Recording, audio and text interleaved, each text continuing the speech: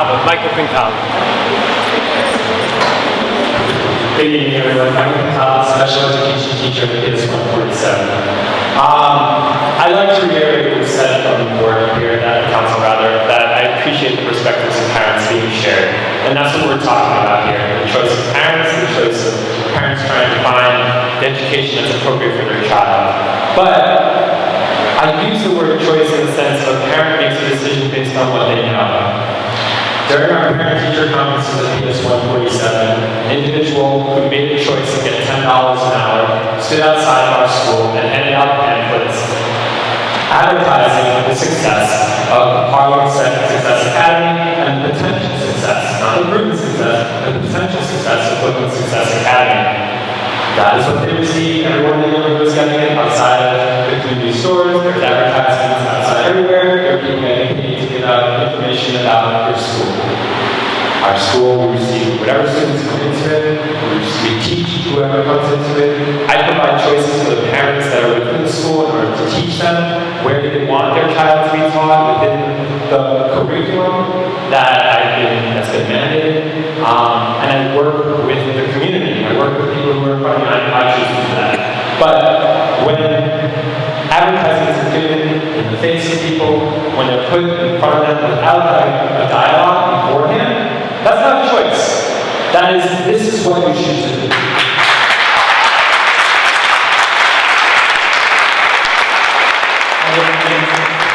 And I were a parent in the community, and I've spoken to the parents, parent-teacher conferences. They're like, what is this about, Mr. Pincala? I love your class. I love your school. We received an A. We're doing well. Should we be worried? Is our school closing? Now it's not a choice. It's like a concern. That's unstable. That's not stability. And I think that, while I understand, again, parents are always families are trying to look at the best of their child.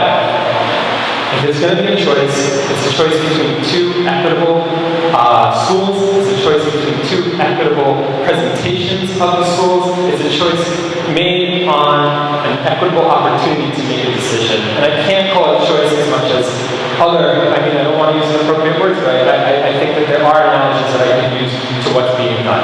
And so what I would ask you is, in the future, can you address how dialogue will occur in order to make true choice, as opposed to the way that our business model has influenced our community in ways most negative? Thank you.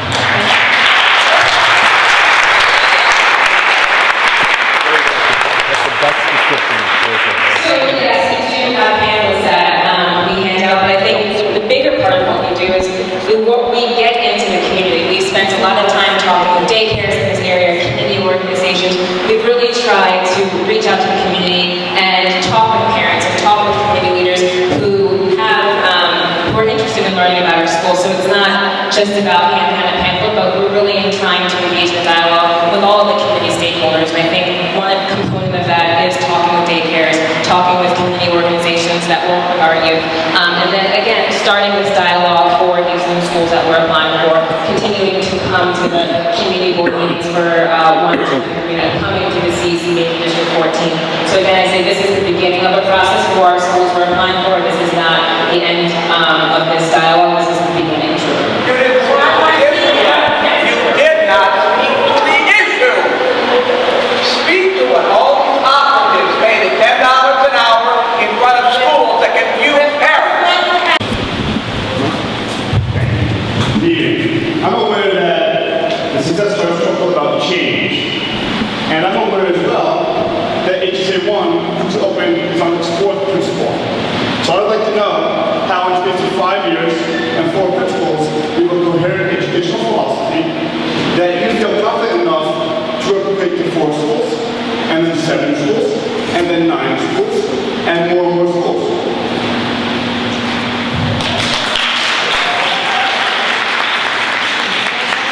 In your second wave of schools, you're already on a second principle. The teacher turnover in schools is in the dozens. How do you develop a model when it's very clearly not working for the school communities who are there now?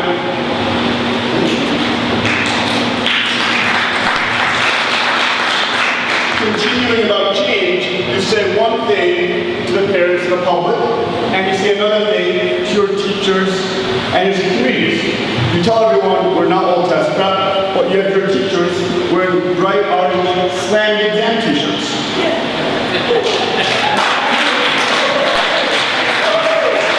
Your CEO emails the people in your school network thinking of better extrinsic rewards to motivate student test performance.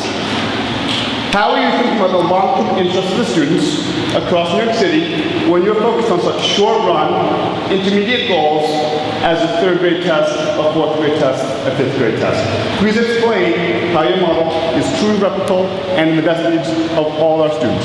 Thank you.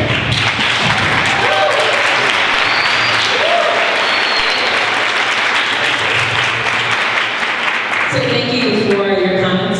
I think first, we have built a model that we've been able to replicate over the past 5 years and replicate pretty successfully. When you think about teacher turnover, I think if you actually look at the numbers very closely, many of our teachers are actually moving up within our network. So even though a teacher might not stay in the classroom for a very long time, many of our principals at our schools in which we expand are actually founding teachers at HSA 1. So we actually don't have as much turnover as I think you alluded to. A lot of our teachers move on to higher levels of leadership within our network and within the schools that we run. In terms of motivating students for the test, I think the tests are not our end-all and be-all goal by any means, but they are a moral obligation that we have to make sure that our students do well on those exams. And so we do spend time talking about the exams and having the students get excited for the exams, but I wouldn't say wearing a slam exam teacher is all that we do to motivate our students. And I know plenty of schools where teachers and schools use extrinsic motivation, but I think what we do in our schools in addition to that is talk with our students about why these exams are important and what they mean to a larger picture. For us, it's not just about the third, fourth, and fifth grade test. It's really about how we set our students up to be successful in high school, how they're successful in college, and how they're successful beyond. So a slam exam teacher is just one component of that, but what we're doing is making sure that we're instilling in our students that there's a love of learning and that these exams are important, but we also talk with our students that these are not the end-all and be-all, and so having a slam exam teacher is not, it's only one component of how we think about our education.